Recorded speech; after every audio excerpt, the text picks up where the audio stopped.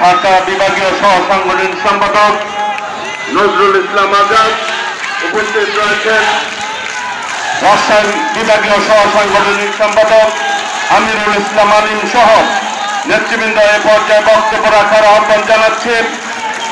বাংলাদেশ জাতীয়তাবাদী দলের বিপ্লবী যুগ্ম মহাসচিব সাবেক এমপি খায়রুল কবির খোকনকে তার বক্তব্য রাখার জন্য আহ্বান জানাচ্ছি।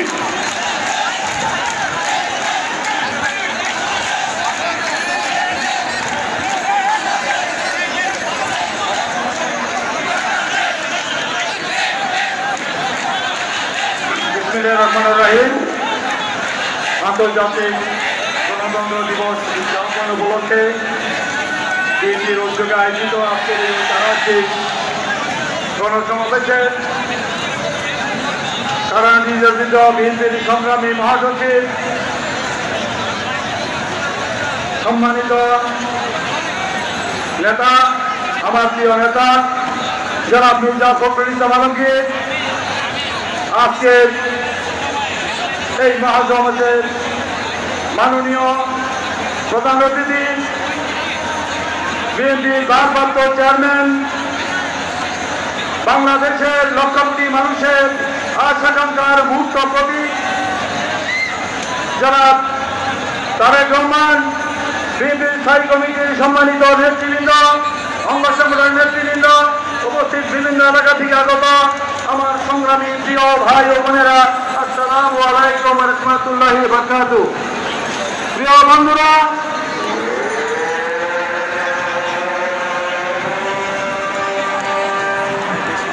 প্রথমে আমি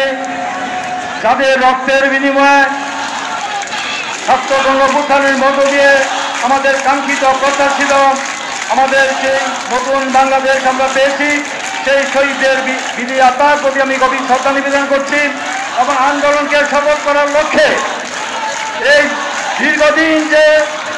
আমাদেরকে অনুপ্রেরণা দিয়েছেন, প্রত্যক্ষ এবং পরোক্ষভাবে সে নেতৃত্ব দিয়েছেন, সেই নেতৃত্বে যে এই আন্দোলনের যে মূল রূপকার,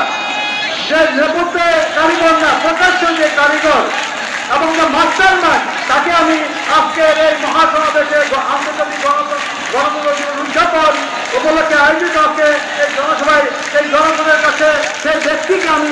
সশ্রদ্ধ শ্রদ্ধা জানাতে চাই। সেই ব্যক্তি হলো আমাদের আগামী দিনের রাষ্ট্রনায়ক, আমাদের প্রিয় নেতা জনাব তারেক রহমান, যার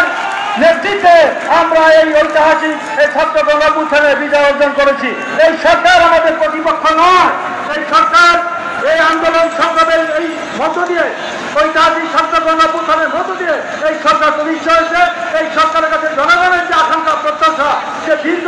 যে 16 বছর আমরা লড়াই করেছি, মানুষের যে আকাঙ্ক্ষা যে নির্দলীয় নিরপেক্ষ সরকারের অধীনে একটি অবাধ সুষ্ঠু নির্বাচন হবে, সেই নির্বাচন যেন দ্রুত একটি নির্দিষ্ট সময়ের মধ্যে এই নির্বাচন অনুষ্ঠিত হয় এবং জনগণ তাদের ভোটাধিকার প্রয়োগ করতে পারে। যে মানুষ দীর্ঘদিন যাবৎ অপেক্ষা রয়েছে, মুখিয়ে আছে ভোট দেওয়ার জন্য, একটি যৌক্তিক সময়ের মধ্যে এই সরকার এই যে ন্যূনতম যে সংস্কার, সেই সংস্কার করে একটি নির্বাচনের ব্যবস্থা করবেন। সেই নির্বাচনের ব্যবস্থা করার ফলে এই দেশের রাষ্ট্রের মালিক দেশের জনগণ, এই দেশের জনগণের কাছে এই একটি নিরপেক্ষ সরকার নির্বাচনের মাধ্যমে তারা ক্ষমতা হস্তান্তর করবেন। সেই জনগণের সরকার বাংলাদেশে প্রতিষ্ঠা হবে, সেই সংগ্রাম আমাদের করতে হবে। এখনো পর্যন্ত ভোটের অধিকার প্রতিষ্ঠা না হওয়া পর্যন্ত আমরা রাজপথে আন্দোলন করে আমাদের চূড়ান্ত বিজয় অর্জন না হওয়া পর্যন্ত আমরা রাজপথে থাকবো, এই আশাবাদ ব্যক্ত